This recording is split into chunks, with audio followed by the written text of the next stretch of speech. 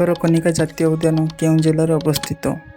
ଏ. କେନ୍ଦ୍ରାପଡ଼ା, ବି. Balasore, C. Keonjhar, D. Ganjam. ସଠିକ୍ ଉତ୍ତର କେନ୍ଦ୍ରାପଡ଼ା।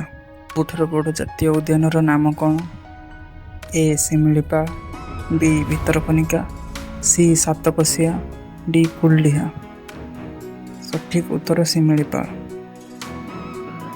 ସାତକୋଶିଆ ବନ୍ୟଜୀବ ଅଭୟାରଣ୍ୟ କେଉଁ ନଦୀ କୂଳରେ ଅବସ୍ଥିତ? ଏ. ବ୍ରାହ୍ମଣୀ, ବି. ମହାନଦୀ, ସି. ବଂଶଧାରା, ଡି. ଇନ୍ଦ୍ରାବତୀ। ସଠିକ୍ ଉତ୍ତର ମହାନଦୀ। କୁଲଡିହା ବନ୍ୟଜୀବ ଅଭୟାରଣ୍ୟ କେଉଁ ଜିଲ୍ଲାରେ ଅବସ୍ଥିତ? ଏ. ବାଲେଶ୍ୱର, ବି. କଟକ, ସି. କୋରାପୁଟ, ଡି. କେଉଁଝର। ସଠିକ୍ ଉତ୍ତର ବାଲେଶ୍ୱର। ଦେବ୍ରିଗଡ଼ ବନ୍ୟଜୀବ ଅଭୟାରଣ୍ୟ କେଉଁ ଡ୍ୟାମ୍ ପାଖରେ ଅବସ୍ଥିତ? ଏ. ବାଲଡିହା, ବି. ହୀରାକୁଦ, ସି. ଇନ୍ଦ୍ରାବତୀ, ଡି. କୋବାଲ। ସଠିକ୍ ଉତ୍ତର ହୀରାକୁଦ।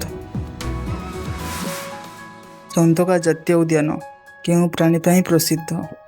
ଏ. ବାଘ, ବି. ହାତୀ, ସି. କୁମ୍ଭୀର, ଡି. ଚିତାବାଘ। ସଠିକ୍ ଉତ୍ତର ହାତୀ। କୋଠାଗଡ଼ ବନ୍ୟଜୀବ ଅଭୟାରଣ୍ୟ କେଉଁ ଜିଲ୍ଲାରେ ଅବସ୍ଥିତ? ଏ. କଳାହାଣ୍ଡି, ବି. କନ୍ଧମାଳ, ସି. କୋରାପୁଟ, ଡି. ରାୟଗଡ଼ା।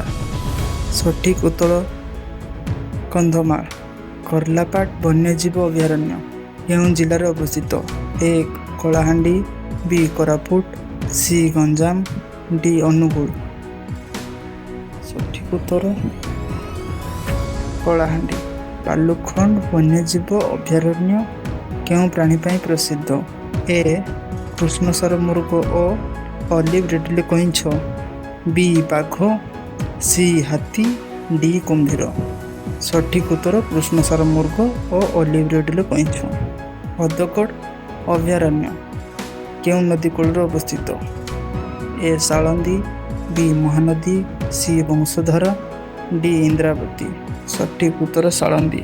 ସୁନାବେଡ଼ା ବନ୍ୟଜୀବ ଅଭୟାରଣ୍ୟ କେଉଁ ଜିଲ୍ଲାରେ ଅବସ୍ଥିତ? ଏ. ନୂଆପଡ଼ା, ବି. କୋରାପୁଟ, ସି. କଳାହାଣ୍ଡି, ଡି. କନ୍ଧମାଳ। ସଠିକ୍ ଉତ୍ତର ନୂଆପଡ଼ା। ଭୀମକୁଣ୍ଡ ବନ୍ୟଜୀବ ଅଭୟାରଣ୍ୟ କେଉଁ ଜିଲ୍ଲାରେ ଅବସ୍ଥିତ? ଏ. ମୟୂରଭଞ୍ଜ, ବି. କେଉଁଝର, ସି. ସୁନ୍ଦରଗଡ଼, ଡି. ବରଗଡ଼। ସଠିକ୍ ଉତ୍ତର କେଉଁଝର। ବଡ଼ରାମା ବନ୍ୟଜୀବ ଅଭୟାରଣ୍ୟ କେଉଁ ଜିଲ୍ଲାରେ ଅବସ୍ଥିତ? ଏ. ସମ୍ବଲପୁର, ବି. ବରଗଡ଼, ସି. ନୂଆପଡ଼ା, ଡି. ବଲାଙ୍ଗୀର। ସଠିକ୍ ଉତ୍ତର ସମ୍ବଲପୁର। ଶିମିଳିପାଳ ଜାତୀୟ ଉଦ୍ୟାନ କେବେ ଜାତୀୟ ଉଦ୍ୟାନ ଭାବେ ଘୋଷିତ ହୋଇଥିଲା? ଏ. 1980, ବି. 1986, ସି. 1994, ଡି. 2009। ସଠିକ୍ ଉତ୍ତର 1986। ଭିତରକନିକା ଜାତୀୟ ଉଦ୍ୟାନ କେବେ ଜାତୀୟ ଉଦ୍ୟାନ ଭାବେ ଘୋଷିତ ହୋଇଥିଲା? ଏ. 1975, ବି. 1988, ସି. 1998, ଡି. 2000। ସଠିକ୍ ଉତ୍ତର 1998। ସାତକୋଶିଆ ଅଭୟାରଣ୍ୟ କେବେ ଅଭୟାରଣ୍ୟ ଭାବେ ଘୋଷିତ ହୋଇଥିଲା? 1975, ବି. 1982, ସି. 1990, ଡି. 2005।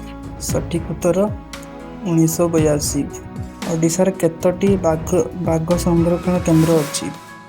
ଏ. ଗୋଟିଏ, ବି. 2ଟି, ସି. 3ଟି, ଡି. 4ଟି। ସଠିକ୍ ଉତ୍ତର 2ଟି। ଓଡ଼ିଶାର ଦ୍ୱିତୀୟ ବାଘ ସଂରକ୍ଷଣ କେନ୍ଦ୍ର କେଉଁଠି? ଏ. ସାତକୋଶିଆ, ବି. ଦେବ୍ରିଗଡ଼, ସି. ନଳବଣ, ଡି. ଚନ୍ଦକା। ସଠିକ୍ ଉତ୍ତର ସାତକୋଶିଆ। ଓଡ଼ିଶାରେ କେତୋଟି ଜାତୀୟ ଉଦ୍ୟାନ ଅଛି? ଏ. ଗୋଟିଏ, ବି. 2ଟି, ସି. 3ଟି, ଡି. 4ଟି। ସଠିକ୍ ଉତ୍ତର 2ଟି। ଓଡ଼ିଶାରେ କେତୋଟି ବନ୍ୟଜୀବ ଅଭୟାରଣ୍ୟ ରହିଛି?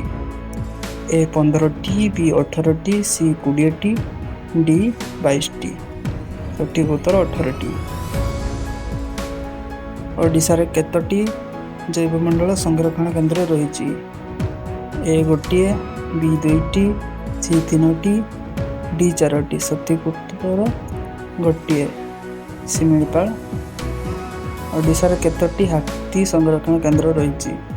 ଏ. 2ଟି, ବି. 3ଟି, ସି. 4ଟି, ଡି. 5ଟି। ସଠିକ୍ ଉତ୍ତର 3ଟି। ଓଡ଼ିଶାର କେଉଁଠାରେ କୁମ୍ଭୀର ସଂରକ୍ଷଣ କେନ୍ଦ୍ର ରହିଛି? ତପସ୍ୟା, ବି ଭିତରକନିକା, ସି ଶିମିଳିପାଳ, ଡି ଚିଲିକା। ସଠିକ୍ ଉତ୍ତର ଭିତରକନିକା। ଓଡ଼ିଶାର କେଉଁ ନଦୀରେ ଘରିଆଳ କୁମ୍ଭୀର ସଂରକ୍ଷଣ କେନ୍ଦ୍ର ଅଛି? ଏ ବ୍ରାହ୍ମଣୀ, ବି ମହାନଦୀ, ସି ବୈତରଣୀ, ଡି ଇନ୍ଦ୍ରାବତୀ। ସଠିକ୍ ଉତ୍ତର ମହାନଦୀ। ସାତକୋଶିଆ। ଓଡ଼ିଶାର କେଉଁଠାରେ କୃଷ୍ଣସାର ମୃଗ ସଂରକ୍ଷଣ କେନ୍ଦ୍ର ରହିଛି? ଏ ବାଲୁଖଣ୍ଡ, ବି ଦେବ୍ରିଗଡ଼, ସି କଠାଗଡ଼, ଡି ଖପରାଖୋଲ। ସଠିକ୍ ଉତ୍ତର ଏ ବାଲୁଖଣ୍ଡ। ଓଡ଼ିଶାର କେଉଁଠାରେ ପ୍ରଥମେ ଧଳାବାଘ ଦେଖାଯାଇଥିଲା? ଏ ନନ୍ଦନକାନନ, ବି ସାତକୋଶିଆ, ସି ଶିମିଳିପାଳ, ଡି ଦେବ୍ରିଗଡ଼। ସଠିକ୍ ଉତ୍ତର ନନ୍ଦନକାନନ। ଓଡ଼ିଶାର କେଉଁଠାରେ ବାଦୁଡ଼ି ସଂରକ୍ଷଣ କେନ୍ଦ୍ର ରହିଛି? ଏ ନୟାଗଡ଼, ବି ଗଞ୍ଜାମ, ସି ବୌଦ୍ଧ, ଡି କନ୍ଧମାଳ। ସଠିକ୍ ଉତ୍ତର ବୌଦ୍ଧ। ଓଡ଼ିଶାର କେଉଁ ସମୁଦ୍ର କୂଳରେ ହର୍ସସୁ କ୍ରାବ୍ ଦେଖିବାକୁ ମିଳିଥାଏ?